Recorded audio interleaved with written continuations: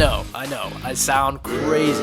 Hear me out, guys. As someone who has been a notorious hater of the Sony Spider-Man Universe, you could go check out my other video, This Has to Stop, which is about Kraven the Hunter, right up there. I am surprised myself at the emotions I feel towards the Madame Webb trailer, which was just released by Sony Pictures. I actually think this movie has some potential. We're not just going to look at the trailer itself today, but we're going to look at some behind-the-scenes set photos and some plot leaks to help us better determine what exactly is going to be in this movie that's going to be so special. I think you shouldn't write this one off yet, and listen to my video and I'll tell you why. There's actually more here than you think, and it might not just be one of those lifeless Sony cash grabs. Now, I'm not naive, it could totally be one of those, but I don't think so. I think there's more here that could be very interesting. I'm going to explain to you all in today's video why I think Madame Webb is going to be better than you might think it will be. Hello, I'm Eli Hollingsworth, and I'm just here reminding people that teenagers can think a little deeply too.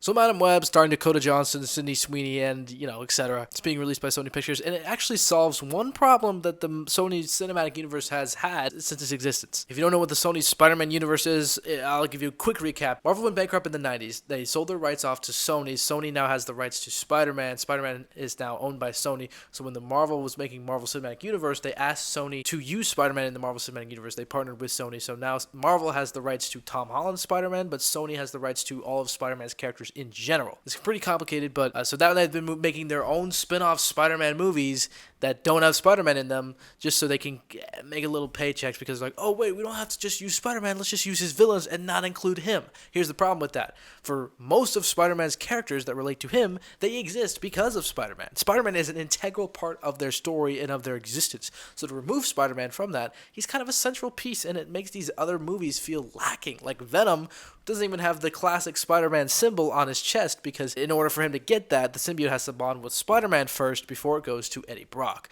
So in the movies, when it goes to Eddie Brock immediately, he doesn't even have that classic Venom logo on his chest. Morbius is a classic example of this. Morbius is a terrible movie, and that's because there's no Spider-Man there. A lot of Morbius' origin comes from Spider-Man being involved, and that leads to the second problem of these Spider-Man Sony spin-off movies, is that they're about villains. So these movies, Venom, Let There Be Carnage, Morbius, the upcoming Kraven the Hunter movie, they're all about villains. And we could have a super cool villain movie about like the Joker, for instance, which won Best Picture at the Oscars, about the descent of a human into someone who's irredeemable.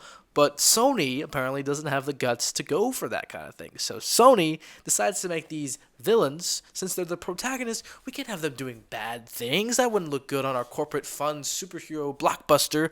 So we got to give them a heart of gold. And there's a villain who's being slightly worse than they are, and they got to kind of be an anti-hero and save the world still. Venom and Eddie Brock still band together to save the world from the other more evil symbiotes. And it's pretty much the stupidest thing ever. Like, the Venom movies are so laughable in my opinion. Neither of them work for me. Carnage was interesting idea because Carnage is such an interesting character, having Venom fight Carnage, but they're just they're superheroes. Eddie and Venom are just superheroes. It's just a lifeless cash grab. It's obviously just Sony trying to make money, because they're thinking, oh, Spider-Man's in the MCU, we got to hold on to these Spider-Man rights because we got to make a Spider-Man movie every 5 years. Let's just crank out these Venom movies. And they tried to include Venom in the MCU as well. They just tried to say, hey, we're in the MCU too. Let's put Venom in No Way Home, or in Venom Let There Be Carnage. In the post-credit scene, he sees Spider-Man and he gets transported to Spider-Man's world. Oh, look at that. And then Marvel was like, you're not really a part of the MCU. So then they just pushed Venom back. So he wasn't even in any MCU movie. He was in 2 post-credit scenes in the MCU, which is hilarious. That's his entire MCU existence, is he was in No Way Home's post-credit scene, and that was just him getting transported back to his universe. So there was no reason for it. They're just trying to say, hey, we can connect these at some point, and obviously it's going to make a ton of money if they put Tom Holland Spider-Man against Tom Hardy Venom. It's going to be a big deal, but it's just, I really don't like Tom Hardy's adaptation of Venom. I think Tom Hardy's a great actor, and he does a good job in the movies for what he's given, and the movies themselves are light and entertaining enough, but it's not Venom. Tom Hardy is playing the character of Eddie Brock / the character of Venom, so it has the same name as the character in the comics, but it is not at all the same thing by all intents and purposes. Basically, the entire essence of the character has changed because they can't have Spider-Man involved, and they don't want to make a cool comic book movie. They just want to make a light, fun, corporate superhero blockbuster. Also, with Kraven the Hunter coming next year as well. Kraven the Hunter is supposed to be this epic, lawless villain who kills animals because he loves the thrill of the hunt. He loves to kill without mercy. And Spider-Man, he sees someone as his next big target. Spider-Man being a man with animal-like abilities, Kraven sees as the prime target for him to kill, to mount on his wall and become the next head to add to his collection. Kraven the Hunter is a ruthless killer with one intent of killing Spider-Man. In the Kraven movie, he's going to be an animal lover. He's going to love animals. He wants to protect them. And the humans, who are being slightly worse than Kraven is, he's going to have to kill them in order to save the animals that he loves so dearly. So he has to have a heart of gold. He's going to be a good person at heart. He does some bad things along the way, but he really is a good person with good intentions. And it makes me really kind of sick to my stomach. And they got to add in those little Spider-Man connections. They got to have the spiders on the spider webs. And oh, look at that. Oh, look, it is Spider-Man. Check it out. Yeah. They got to keep reminding you, oh, Spider-Man's evolved somehow, even though he's not in this movie. The Sony Cinematic Universe of Marvel characters is really, really dumb. I agree. I totally agree. And Madame Webb, by the looks of it, could just be another one of those movies. I can see why you would think that. But Madame Webb actually has two key details that have fixed those two things that I just mentioned.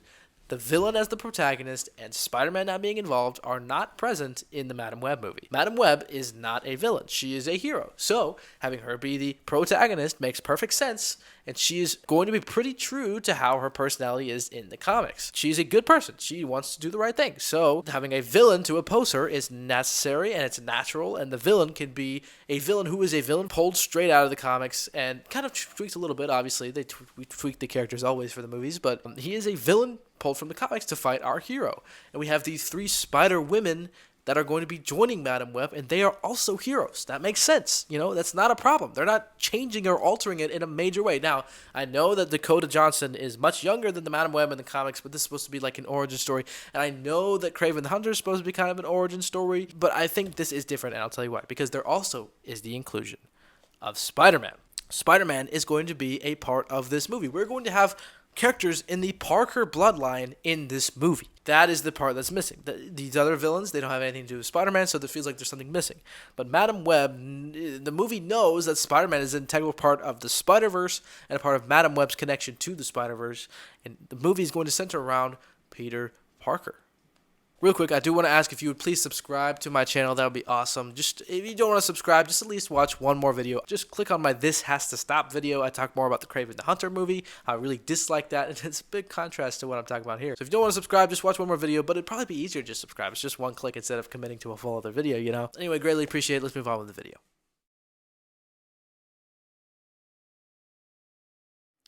So how do we know this? None of this was in the trailer. I know, but according to plot leaks, first of all, the movie is set in the early 2000s, which some people were led to believe that it was going to be set in Tobey Maguire's universe, but that was kind of debunked. So this is going to be a Peter Parker who is not yet born in this movie. That's going to be a main thing that's going to happen in this movie. And there's some behind-the-scenes set photos that show Dakota Johnson with a pregnant Emma Roberts who is going to be playing Mary Parker, Peter Parker's mom. There you go. According to plot leaks, there's going to be that integral missing piece that's been missing from these Sony movies since their inception, and that is that Spider-Man is the most important piece. Apparently, the villain of Ezekiel Sims is going to be tracking down and trying to kill an unborn Peter Parker. Madame Webb knows this, and she assembles her Spider-Women gang to stop Ezekiel Sims. And I think that's a really interesting concept. Since Dakota Johnson, Madame Webb gets the ability to see into the future, she sees that this Peter Parker, who she doesn't know how, but is going to be involved in some big way, in some big, massive, maybe even the Spider-Verse, we're going to get that concept introduced in this movie. She knows that he's a very important person. She shouldn't let him die, so she gets to stop him from being killed from Ezekiel Sims. Ezekiel Sims, who's a villain from the comics, who's fought with Spider-Man multiple times, and is also a version of the Last Stand Spider-Man, which is a version of Spider-Man from the comics. So I'm very excited to see that. I think that storyline is actually pretty interesting, and it involves Peter Parker at the center of it, right? So that is a great piece of the puzzle that we've been missing. I think it really adds to the story. I think it makes it a lot fuller that we're focusing on Peter Parker. And that concept to me, if that is true, these are just plot leaks, right? So if that is true, I think that's going to make for an interesting movie. I know people are saying that this version of Madame Webb is not the version from the comics, but she's going to be involved with Spider-Man somehow. And this is just right before. So this might be one of those things where this first movie, people are like, it's fine, but it could be better. It's not the version that we're used to seeing. And then if we get a sequel, or if she appears in something else, then that version will be the version that we know. Because in an interview, Dakota Johnson was saying that she's not yet blind and she doesn't yet have a wheelchair. So she doesn't yet have those things. So maybe by the end of this movie, she'll get paralyzed from the legs down or something, or she'll get in a wheelchair and then she'll become the Madame Webb that we know. Okay? So don't lose hope yet. I think that the whole Peter Parker unborn thing, and that leaves only one other part of the fandom that, is a bit of a debate, where some people say it's more powerful of the story. It's just a random bug bite, right? People say that part of the story is much more powerful when there's no destiny or fate involved. When you get into the Spider-Verse and the whole, Peter Parker is destined to become Spider-Man, that kind of takes away from the essence of Spider-Man. It could have happened to anyone, right? But I do think that the Spider-Verse kind of explores that aspect more, because it's anyone can wear the mask, right? And but the whole Peter Parker is destined to become Spider-Man thing, that's kind of hit or miss. Some people like it, some people don't like that aspect, and that's fine. I don't care. You can think of it whatever you want, but I think it's really, really cool that they're doing this whole Peter Parker thing, and Madame Web's trying to save Peter Parker. I think that part of the story is really the most important part.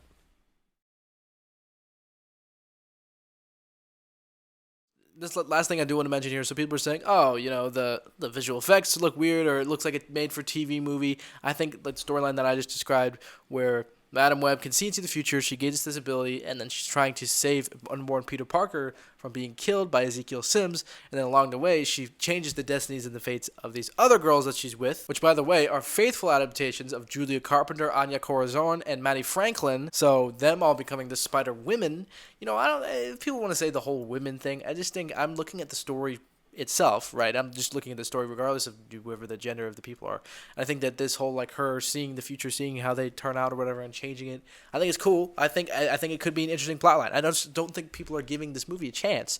And I usually want to write off these Sony Pictures movies. It actually was, when I saw the trailer, I was typing out a comment that said, another lifeless Sony cash grab, as I was watching the trailer, and I kept watching it and I was like, wait a minute. There could be more here. And I was surprised myself at the emotions I felt. I was like, wait a minute. This could be something interesting. And it could be setting up. Sony could be going somewhere with this, guys. I am not a believer in Sony. I don't think Sony is. I don't support them in any way. I don't think they're doing a good job with Spider-Man. I really just wish they'd just give the rights back to Marvel. I think Sony's just trying to cling on to these rights, because think of any other Sony Pictures movie that that's successful. I guess maybe Jumanji, but Sony, this is their only thing. So they're just going to cling on to Spider-Man as much as possible, right? So I don't think they're doing good in any way. I don't think they're doing good to the brand in any way. I don't support them. I don't believe in them. I don't trust them. But they could be going somewhere with this. They could be using Madame Web to set up a whole Spider-Verse thing, and it could be cool. I don't know what they're doing, but it could be cool. And now, disclaimer, there's leaks for Venom 3 that's going to involve a 10-year-old Peter Parker, the one that's going to be born in this movie, and I don't know how I feel about that, okay? You can go look that up if you want to. But I'm saying with this movie, look a little deeper here. The story of Dakota Johnson, Madame Web, getting the ability to see the future and then having to save people. And along the way, I'm hoping by the end of this movie she gets paralyzed, which is a weird thing to wish on someone, but I hope that happens. She becomes the version of Madame Web that we know, and this is just kind of her origin story. And it could not be the most terrible thing you've ever seen in your life. Just calm down. I think if we think about this rationally, look at the plot leaks, look at what's maybe going to be involved here, I think there's a lot more potential here. I think this is something that could be good. Okay, I'm not naive. I'm not stupid. There's a very slim chance that it could even be a half-decent movie, all right? 99% certain that this movie is going to be awful, right?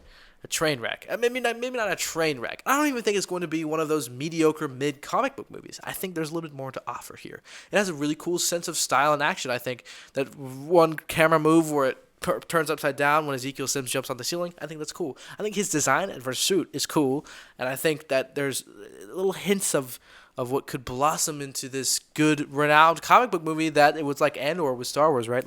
This idea sucks. I did not think that Madame Web, when it was first announced, I thought it was going to be a terrible movie. And when I watched the trailer, I was like, wait a minute. There could be something here. There's something here that intrigues me. There's something that grabs my attention here. I think it has potential to possibly be maybe the best of the Sony Spider-Man universe. Because, again, I didn't like Venom, so this could top Venom. Maybe. I'm just saying there's potential, and don't write it off, but it could possibly be the best movie in the Sony Spider-Man universe because it fixes the problems that the previous movies had, and it could be setting up something magical. I'm interested, at the very least. But anyway, let me know what you think about Madame Web down below in the comments. Are you excited for it? Do you think it's just going to be the worst movie ever made?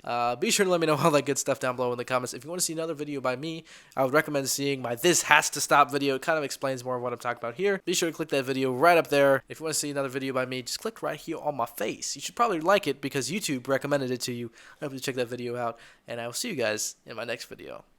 Bye-bye.